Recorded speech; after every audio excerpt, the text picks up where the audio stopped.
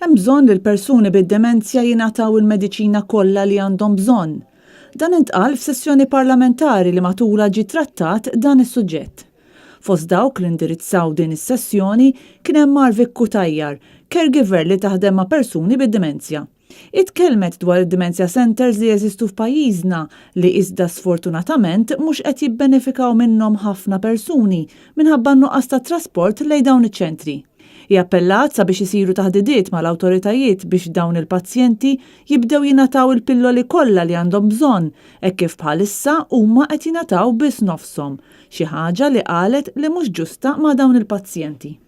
Indirizza s-sessjoni wkoll Robert Kutajjar kellim tal-Oppożizzjoni dwar il-Kunsilli Lokali fejn tkellem dwar l-investiment li għamel f'dan il-qasam Gvern Nazzjonalista bin-nefqa ta' 10 miljun euro sabiex f'San Vincenz de Paul infetħet ward apposta għal pazjenti bid-demenzja, waqqaf id-Dementia Centers kif ukoll waqqaf helpline apposta.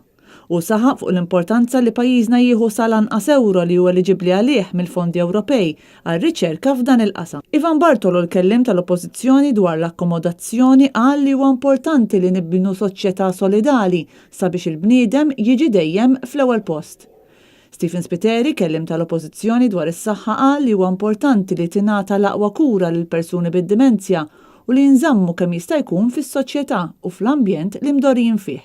Il-kellima tal-Oppożizzjoni dwar l-anzjanità attiva Marija De Gwara saħqet fuq l-importanza li ngħinu lill-anzjani tagħna sabiex jibqgħu attivi għaliex dan jgħinhom jibqgħu aktar f'saħħithom anke mentalment. Skont studju li kien sar mill-Università ta' Malta, fl-2010 f'pajjiżna kien hawn 5200 persuna bid-demenzja jew Alzheimer's u dan in-numru hu mistenni jilħaq kważi l-10,000 sal-2030.